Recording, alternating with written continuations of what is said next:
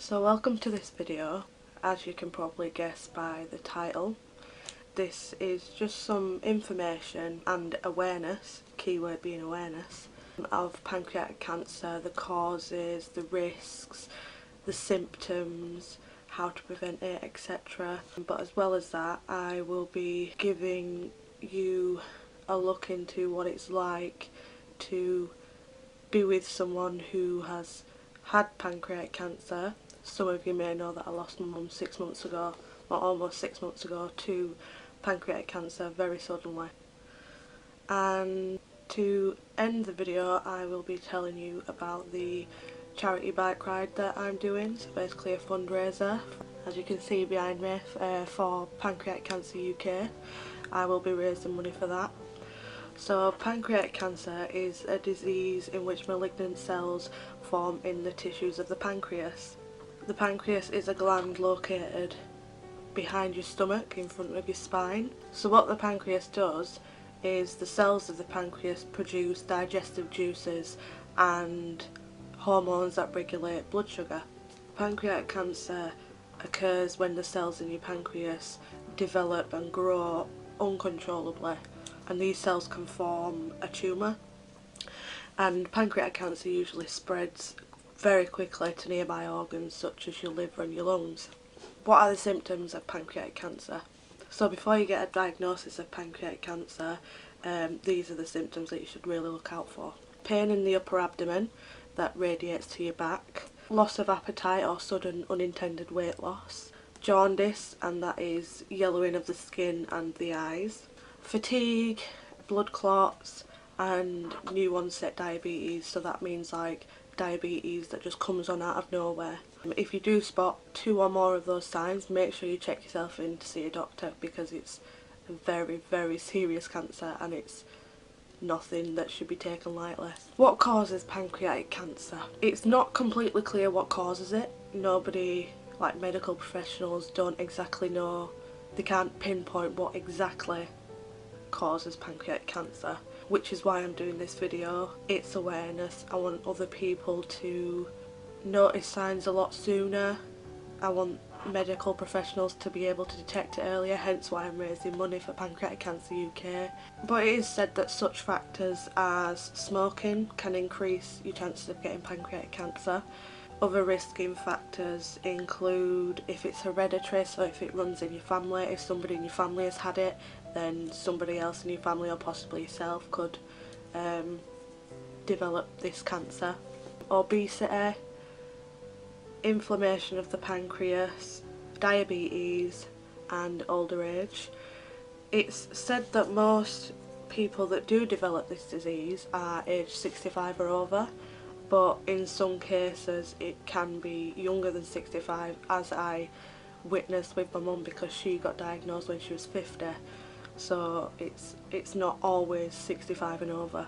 So I'm going to give you a little bit more information as to what pancreatic cancer is, how many people it affects, how many lives are taken, what the survival rate is. So almost 10,000 men and women are diagnosed with pancreatic cancer in the UK alone. That is more than 1 person every hour, which I think is awful. It's heartbreaking basically. 94%, which is a lot, of the UK public know nothing or very little about pancreatic cancer.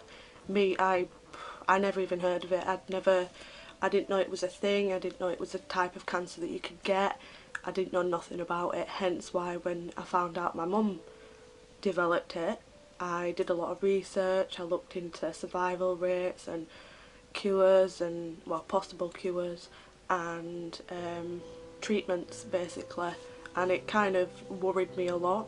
I mean, my mum back then, she was like, don't panic, don't worry, don't flap, as she used to say, but when I'd read up on everything and that the survival chances are really, really slim, it worried me really badly. So, and obviously this is again why I'm doing this video, for awareness and also raising money for Pancreatic Cancer UK, because there's not enough awareness about it.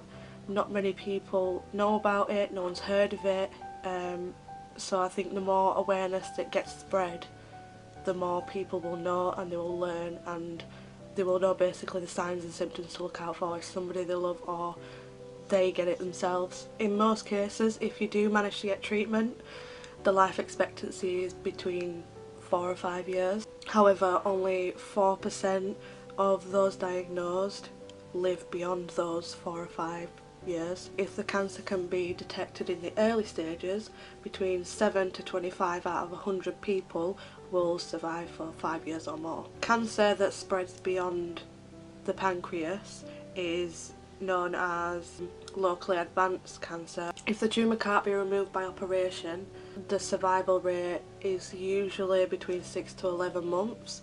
However, the cancer that has spread to nearby organs such as the liver or the lungs can be quite fatal. That's also known as stage 4 cancer. The survival rate for that is between 2 to 6 months, but that can also vary depending on how much the cancer has grown and where it's spread to. I think my mum, by the time she got diagnosed, she must have been in stage 4, which is advanced basically, which is to the point where they can't really operate, they can't give any treatment, it's too far gone to treat anything. That survival rate was 2 to 6 months, which my mum didn't even get that. When she got diagnosed, I think she got less than a month of survival. So here are some of the statistics on survival rates, which you need to listen to really carefully because it's so shocking and it's devastating. It's a devastating percentage. Around 20% survive pancreatic cancer for 1 or more years after they're diagnosed. 5% survive the cancer for 5 years or more, and only 1% will survive for 10 years or more after a diagnosis. So for example, if you know 100 people with pancreatic cancer, only 1 person out of that 100 will live or possibly live 10 years or more.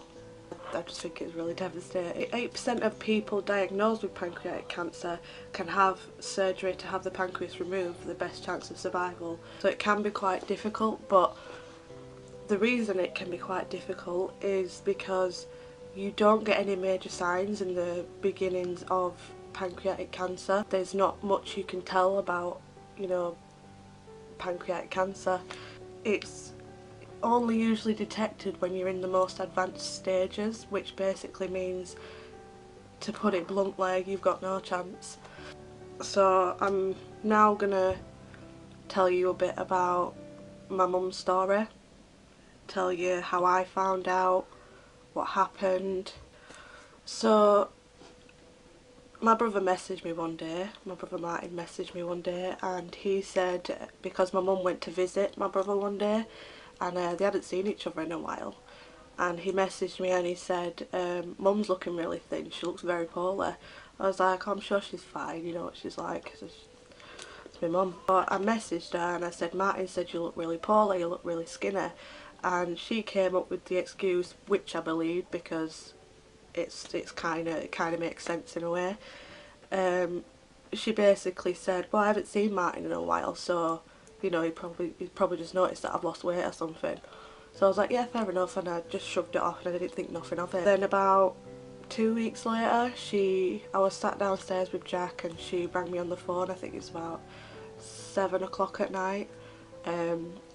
She rang me on the phone and she basically said, no, I don't want you to panic, don't start flapping, because that's what she used to say, don't start flapping, because I don't even know yet. I was like, you worrying me now, what's happened? She said, I did lie to you before, I am poorly. And I was like, my heart started beating, I started worrying. Such a mess. I even started.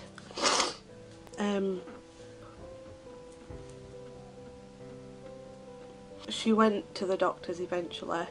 Kind of annoyed me with the doctors because she's been adopted and she's had name changes as a kid and everything. They wouldn't accept her into the doctors because she didn't have the right identification. So this is kind of some of the parts that make me angry. The reason, you know, she didn't get seen to quick enough, other than the fact that she just didn't like hospitals, she didn't like needles or anything like that, so she kind of pushed it to the back of her head and just ignored it. So yeah, she said to me on the phone that she thinks it's cancer because of, you know, the symptoms she's been feeling and just how she's been in herself recently.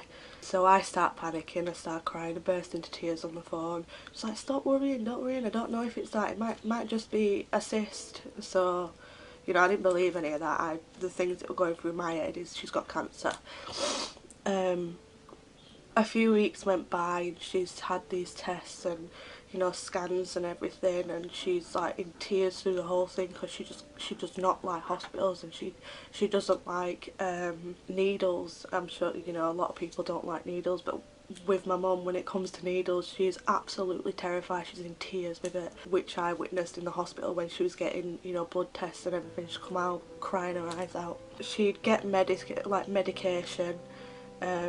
She'd get morphine patches, which she said really working. She's always had trouble swallowing tablets, so she's never taken like paracetamol or anything like that. It makes her gip, it makes her throw up. So she used to get like dissolvable medication and morphine patches to take at home.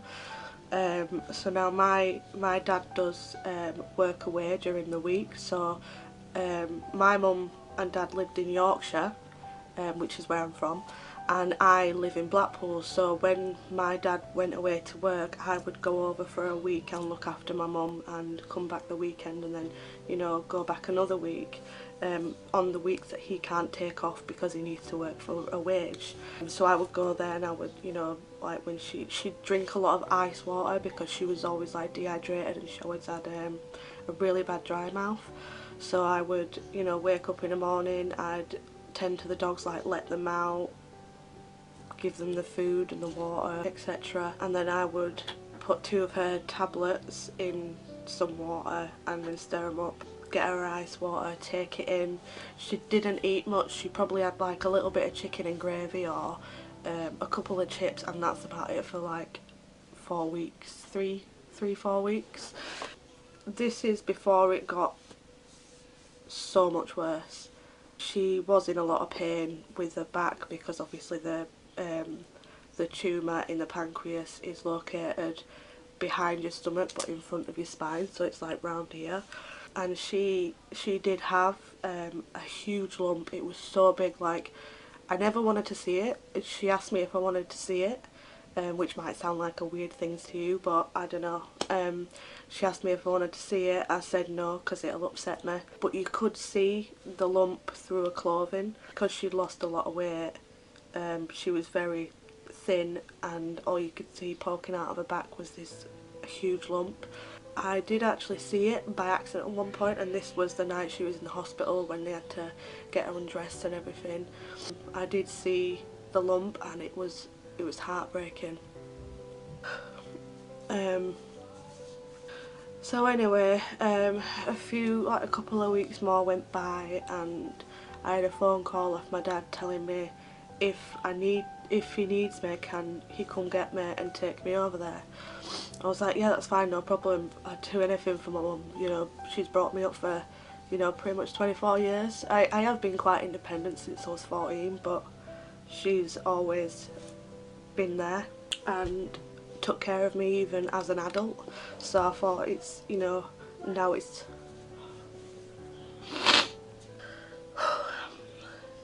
my turn to take care of her, sort of give back in a way. Yeah, as I said, a couple of weeks went by and he rang me and he said, I need you to come over, I'm gonna come get you. I was like, right, okay. He basically told me my mum had been taken up to hospital, so he drove all the way to Blackpool, picked me up, and I'm, you know, it's like an 1.5-hour drive from Blackpool to Keighley, which is in Yorkshire. And I was panicking, my stomach dropped, I felt sick, because I didn't want to know that the worst was going to happen, but that's what I kept thinking.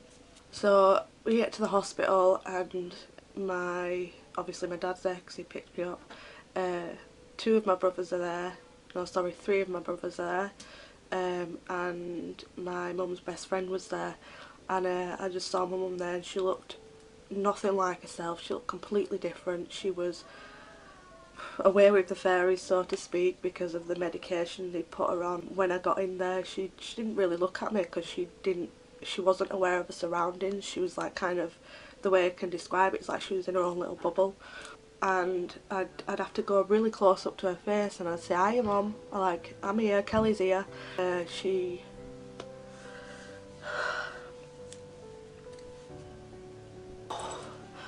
sorry about that, my well, the camera battery decided to die on me. So anyway, basically, yeah, I had to get right up into my mum's face so she knew what I was. And when I said, "Hiya Mum, it's me, it's Kelly," she touched my face and she went, "Oh Kelly," you know, she was all kind of out of it with the medication. She would see things, she'd be like really can never say this word, disorientated. She, you know, she didn't interact much. The way I can describe it is she was like, and I know it might sound stupid, but it was like she was a child with dementia, because that's exactly the way it came across. So she used to be a sewing machinist back in the day. That was a job, she loved to do it, even just as a hobby. So with like the you know, the sheets that you get, they're not quilts, they're just like really thin sheets you get at the hospital on your bed. She would sit and she would go along the seams of these sheets and she'd just be like pretending to pull a needle and thread through them. She'd follow the seams with her fingers. She'd do it with a hospital gown that she was wearing as well. She'd sit and she'd play with it and she'd go like this and yeah. In the hospital she was only there for like a day and the whole night until the next morning. She did not sleep all night.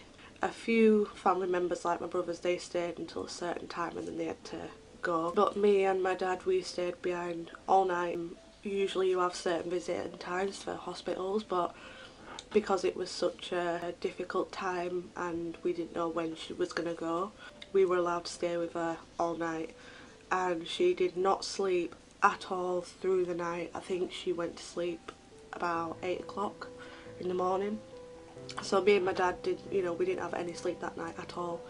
So from the one night in the hospital to the 3 nights that she spent in the hospice, which I'll get onto in a minute, I basically had about 5 hours sleep in those 4 nights. So from that morning, my dad drove me back to their house so I could, you know, get a bath, get a few hours sleep, which I think I only got an hour and a half, 2 hours maybe. And then I got woke up by my dad's brother, which worried me. I did panic.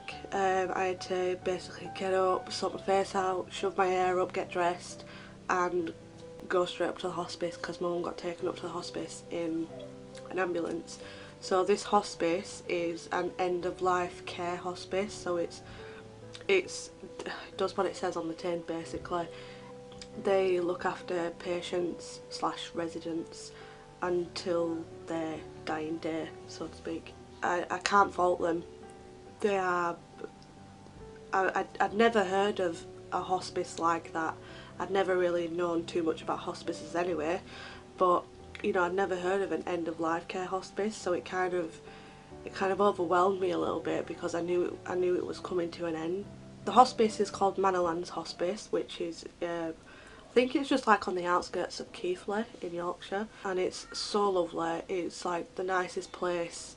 I would say, when I say nicest, you know, I would rather not have been there, but it was such a lovely place. The staff were lovely, you know, they would come in all the time. You could ask them questions, which I did. I asked a few questions and they were so polite. They was lovely. They were just really nice and it was a lovely place. But yeah, we spent 3 nights there.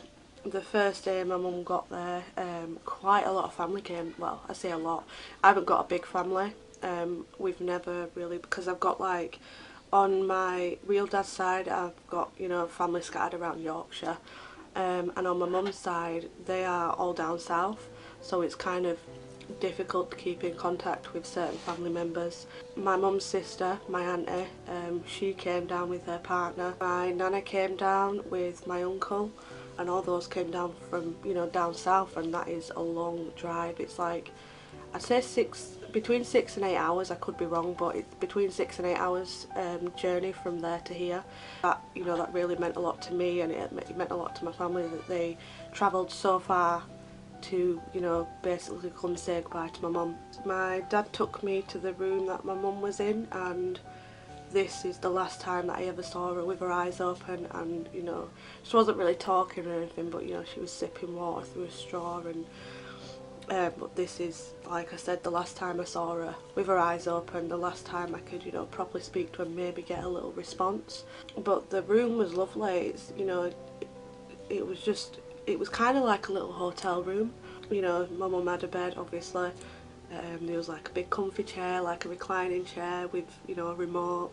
There was a TV. They would bring in refreshments like sandwiches and crisps and tea, coffee and all that. It was a really pleasant place to be under those circumstances. So over those next 3 days were basically critical. It was a waiting game. We was just waiting for my mum to, without sounding we were just basically waiting for my mum to leave. So I think, well, actually in those 3 nights I must have got like 2 hours sleep, and that was on the reclining chair. I wouldn't say it was a full 2 hours sleep because I kept waking up, and, you know, it was uncomfortable, and I was worried about my mum. I didn't want to miss anything. So I'm gonna tell you about the night that she did pass away. In a sense, what I'm about to tell you, I do believe that it might be fate. Might sound stupid, but when you hear what I'm going to say, you might think, that's so weird.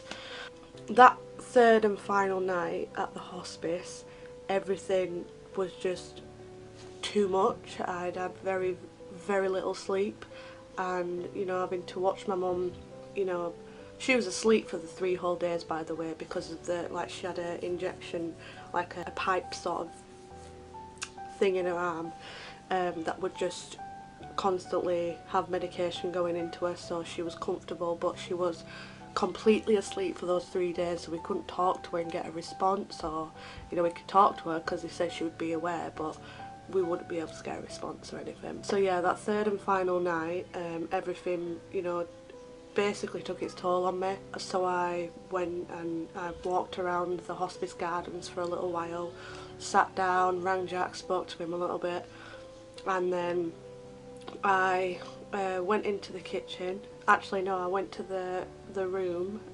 2 of my brothers was in there. My dad was asleep at the time. The hospice staff got him a mattress, and they put him in the hospice, like, staff lounge so he could get a few hours sleep, because he'd had no sleep at all in these 4 days. So I went back to the room. 2 of my brothers were there, and I remember this.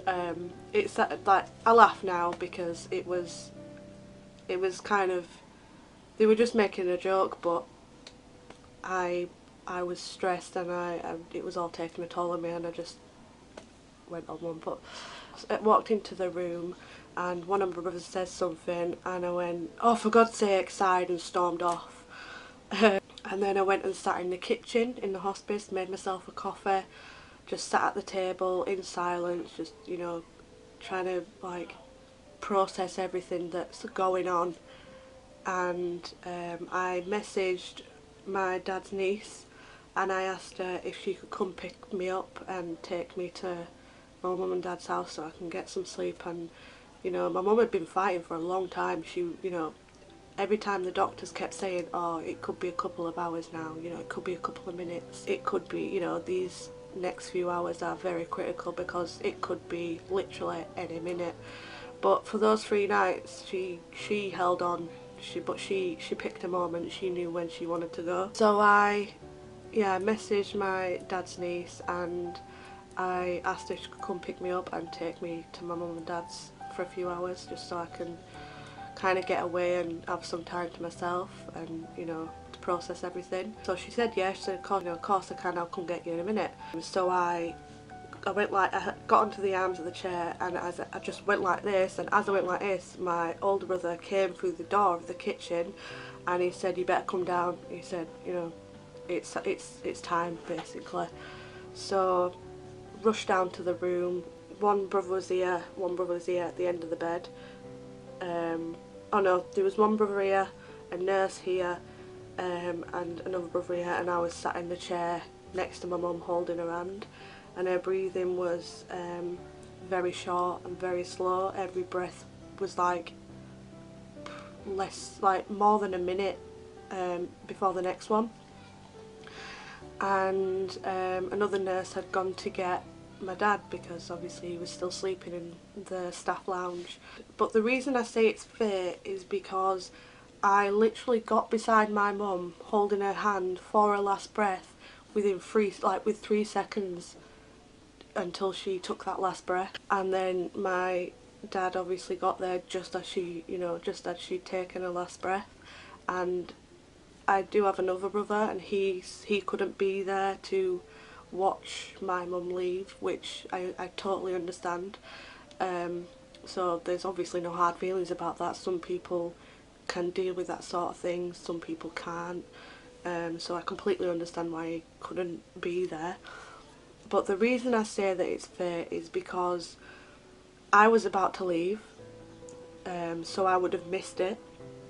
I wouldn't have been by her side when she left us. My dad was asleep. He didn't necessarily want to see her leave either. My brother, he didn't want to see her leave, so he wasn't there. So I think in some sense, it might sound silly, but in some sense my mum picked that moment to go because I think maybe she knew I was leaving, and if I left, she wouldn't have been able to go without me there. As I said, I got there and in 3 seconds she took her last breath, which was the most soul destroying, heartbreaking thing I've ever had to go through. So I was, holding her hand, and I basically put my head on the bed and just, I was in hysterics. I was crying my eyes out. Like, I'm surprised I didn't wake anybody else up, I was that loud. She passed at 10:05 at night, on the 21st of April of this year, which is almost six months ago.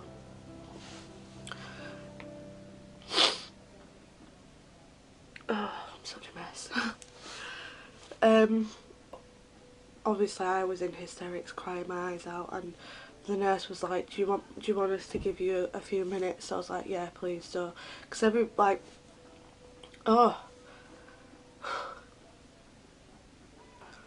because I'm the youngest, and I was so close with her. We were like, she was my best friend in the whole world. I'd always see her. Like, if I'm not seeing her, I'm constantly talking to her. We had such an amazing relationship.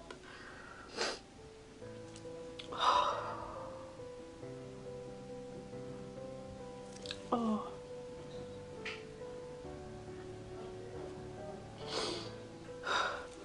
I never usually, well, I wouldn't say never, but I don't usually have trouble talking to people about my mum.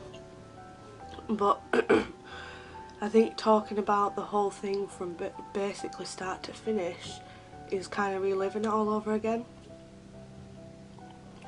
And that's why, it's so hard to talk about the whole thing.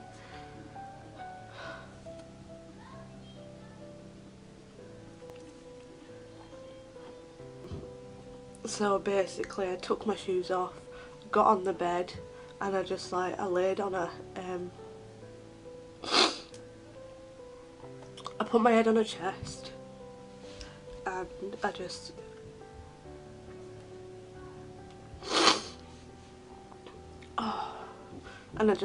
hugged her. I cuddled her, and I just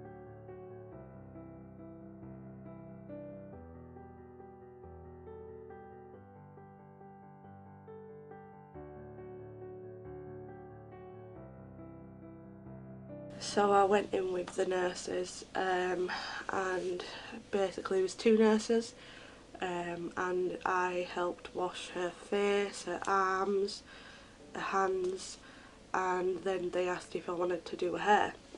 So I started brushing it, and then I couldn't continue to brushing it, and this might sound silly, but her hair was quite knotty from, you know, being laid down for so long, and then having, you know, the nurses having to reposition her all the time and everything. Her hair was quite knotty, and the reason I say it sounds silly is because when I was brushing it, I didn't want to brush too hard. I didn't want to hurt her.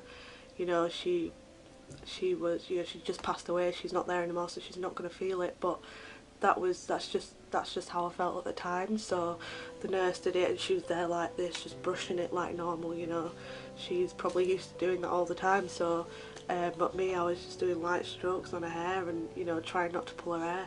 So once she had brushed her hair, I put her hair into, like, because her hair was like really long. It was like down to just below her back. It was really long. So after she'd brushed her hair, I put her hair in a side plait, and then the nurses, once they'd, you know, they tucked her in and everything, like put the sheet over her, and then they put like a really long ice cream van. It's not even summer anymore, why is there an ice cream van? They put a really long big white rose just like here on her chest and her stomach, and I didn't like that. You know, I like things a certain way, so when they left I got the rose, and I, like, basically her hands were here like this, so I got the rose and I placed it in between her hands there, so she was laid like this with like the rose coming out of her hands. And then I had printed off some photos, a photo of me, photos like separate photos of my brothers, and my mum's grandkids, and also a photo of my mum and my dad together, and I placed all them on her. I also had some little teddy bears, and some homemade cards that my nieces brought, my mum's grandkids, and I placed those beside her as well, like around her head and everything. We obviously eventually had to leave, so, you know, we gave her a kiss on the head and everything, we said our goodbyes, and then we left. And yeah, it was kind of, it was the worst experience without a doubt that I have ever had to go through, bearing in mind no one in my family has died that I know of, that I know. So I've never witnessed anyone in my family pass away, and it's, you know, even funerals, I'm 24 years old, and I'd never been to a funeral ever. It's just a shame that the first funeral and the first death that I had to witness, and, you know, that I had to go to, was my mum's. And obviously, with not having been to a funeral before, I didn't know how to be. I didn't know what to do. It was really something else. I can't really explain it. If you've been to a funeral, if you've been with somebody as they've passed away, you'll know exactly what I mean, but it's hard to explain something like that. That was my mum's story of pancreatic cancer, and like I said in the beginning, it is so, like, difficult to detect early on, so it usually gets detected in the advanced stages when there's, you know, really nothing or very little they can do about it. They obviously basically told my mum they couldn't do anything for her. There's one thing that I want to point out as well, which makes me angry to this day, is my dad told me something, like, before my mum went to hospital, she was still, like, kind of doped up on medication, like when she had morphine patches and whatnot, but the doctor that, you know, he did a home visit to see my mum, and basically give her some results, but obviously I had to tell my dad because my mum was kind of out of it a little bit. This is what my dad told me anyway. I just wanted to share it with you because some doctors aren't as professional as they come across, and they really need to learn how they word things. This doctor came down and he sat on the sofa next to my mum, and my dad was sat on the other sofa, and he basically looked at my mum and said, "Lorraine, you are going to die sooner rather than later." And that really pissed me off. Sorry for my language, but it really pissed me off. You don't say something like that to someone. You know, she didn't pay any attention to it because, you know, she was pretty much away with the fairies. But you just don't say something like that, and it's, if I was there I would have said something. I would have flew off the rails. I'm so angry. But that's the story of my mum. It is very difficult to talk about it in so much detail anyway. But yeah, I'll now get on to telling you about this. Yeah. Pancreatic Cancer UK is obviously a charity, just like Cancer Research or, you know, Breast Cancer UK, Macmillan Cancer Research, all the other, you know, cancer charities. But this one, I've never been so passionate about a charity before, but because I've been with someone who has lost their life to pancreatic cancer, I really want to do something to help other people. I want to make sure that, you know, medical professionals can get the research, more research, get more funds to do that research, be able to have certain equipment, or, you know, basically just to help people detect it a lot more early on, so less people, you know, fewer people are losing their lives. So I'm basically going to be doing a charity bike ride. So I'm obviously raising money for Pancreatic Cancer UK. I'll be doing this bike ride with my boyfriend Jack and his brother Jamie. We're going to space it out over 3 days, just for 1 week, and then another week I think I'm going to do a different kind of fundraiser. So I contacted the Pancreatic Cancer UK team, basically asking about some information on, you know, raising money for the charity, and they sent me some info, they gave me some feedback, they told me the kind of fundraisers I could do. But then I thought, you know, we've all got bikes, why not do a charity bike ride? They sent me out a fundraising pack which included this banner, it included a couple of balloons and sort of like a poster that, you know, you can basically put whatever you want on it. You know, I'm raising money for this reason, for in memory of, or whatever, which I am raising it in memory of my mum. But also they asked me if I needed, you know, if I needed any like t-shirts or anything like that, you know, to help with the fundraising, so people knew we were fundraising. So I told them we were doing a charity bike ride, and they asked me if I wanted cycling jerseys instead. So I said, yeah, that'll be perfect. So I do have a cycling jersey that I'm going to show you now. Some of you might have seen it because I put pictures on Facebook and Instagram of it, but I think they're so good. They're like really colourful, they really stand out. So if anyone sees us riding, they're going to see us in these cycling jerseys, and obviously know we're doing something for a good cause. So here is the cycling jersey.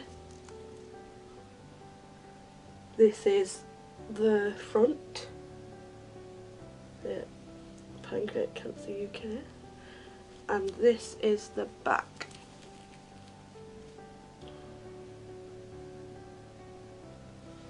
So that is the cycling jersey. As I said, we will be cycling through Blackpool and I think either to Cleveland or to Fleetwood and back over 3 days.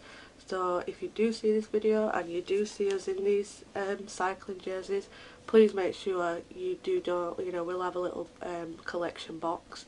Make sure you do donate, because it will make a difference to somebody's life, if not more people's lives. But also I will leave a link in the description box below for the Just Giving page, so you can donate there. I really do hope this is going to help. I really hope I'm going to get somewhere with this, because if I don't, I'll be heartbroken. As I said, it's something I'm passionate about at the minute, and I just really hope I can do something to make a change. And yeah, but thank you for watching this video. Also, I will be probably vlogging the fundraising, so you can follow me on that when the journey begins.